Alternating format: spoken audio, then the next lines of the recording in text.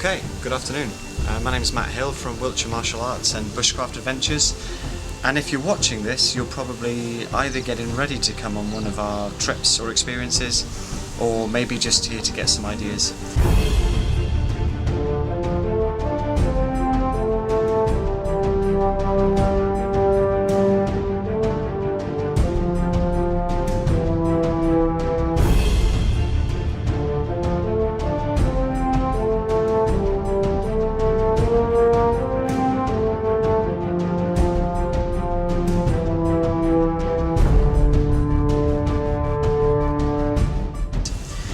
What I'm going to show you is pretty much the military way of packing kit, the type of kit you'll need, the best way to pack it for most eventualities. It's not the only way and it's not exhaustive, but I hope you find some of it useful.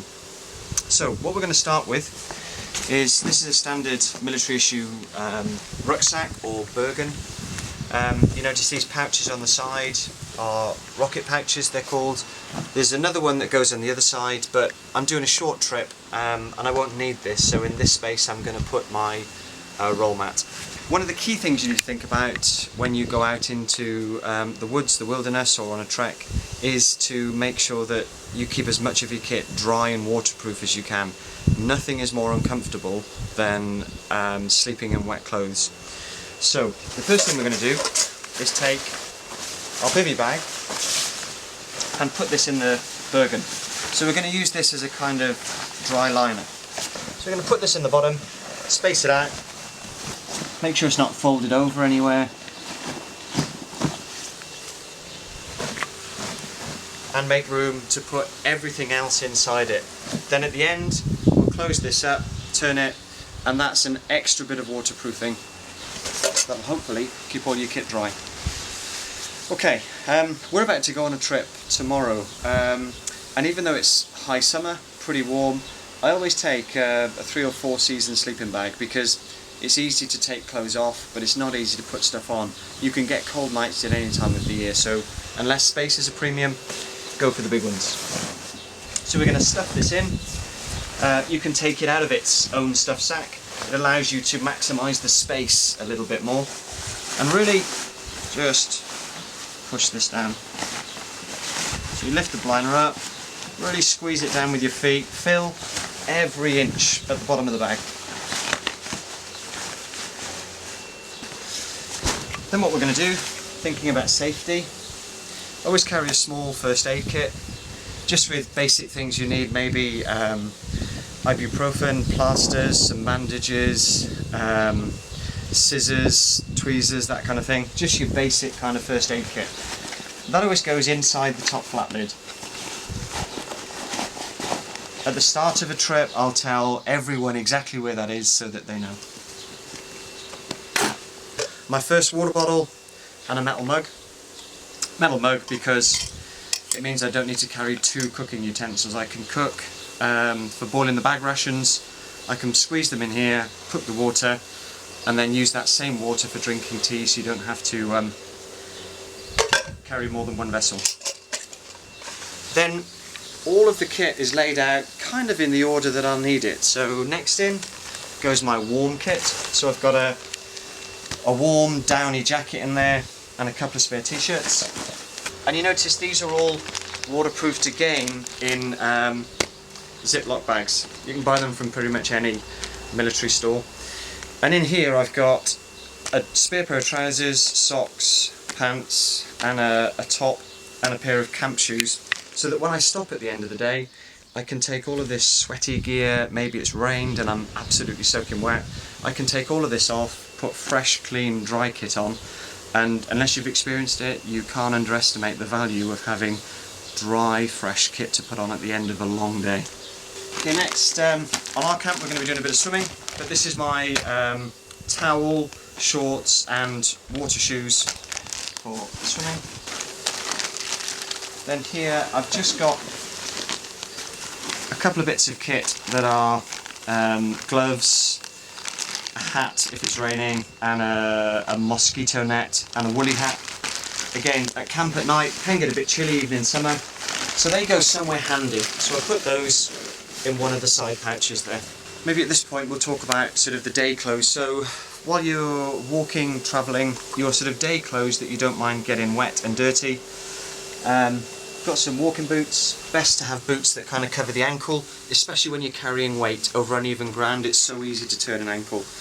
Light trousers that'll dry quick, and layering on your clothing. So I've only got a t-shirt on now because it's quite warm, but what I'd probably wear starting out in the morning is a long sleeve t-shirt with a t-shirt over the top, and then a nice waterproof jacket over the top of that.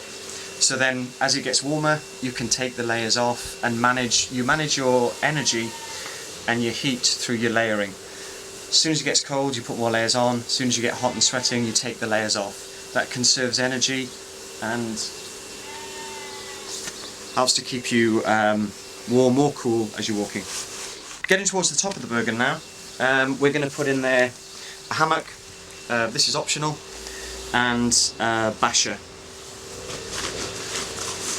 or a tarp, whatever you want to call it. This goes right in the top of your Bergen, because as soon as you stop, if it's hammering down with rain, what you don't want to do is having to be pulling out all of this and getting it all soaking wet while you're setting up camp. So the first thing that comes out is your Basha. You can get that strung up between the trees, give you a dry place to work under, and then you can take your time with the rest of it. So that sits right in the top. Okay, then from there we're going to roll this up. Just roll the top over. Gives it a further bit of waterproofing, and tuck it down and in. Bergen packed. Okay, then we've got a couple of useful items that you don't want in your pack that you can get easy access to during the day. So we've got a small umbrella, bit of paracord, a head torch. Always good to bring some spare batteries for that, and they're in this waterproof pack here that I'll come on to. A folding saw, very useful, and your knife in its sheath. A couple of useful things, maybe sometimes a bungee. So these can go here, easy to get access to useful items at any point. And that zips up nice and secure.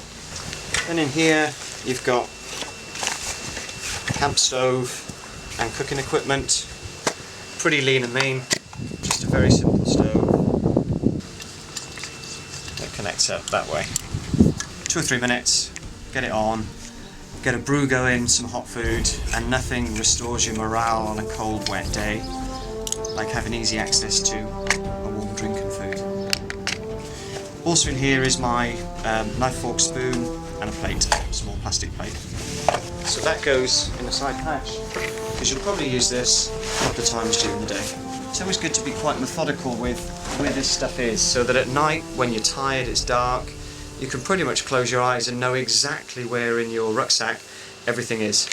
Or when you're tired, or if you're going down, then having easy access to it, knowing exactly where it is when minutes are precious, makes things much easier and can be a lifesaver. I always carry 2 1-litre water bottles, spare one in there. Final couple of things. If you didn't have a spare side, then what you do is put your roll mat underneath here and clip down over the top. So everything's nice and neat, tucked in, put it down. Then put your roll mat through these side arms. And then one further rainproofing thing you can do is to have a rain cover. It just sits on the top. So there is everything you'd need for an expedition. I know exactly where it is. I know it's going to look after me because I've waterproofed it, packed it well. And it's timeless kit. Nearly all of this kit I've had for about 15 years. Been on numerous camps, expeditions, and through military service, and it still looks after me well. Final test, bring it up. Jump up and down. See if you're clanging and banging about like an old tinker. If you are, check the kit, retighten it down.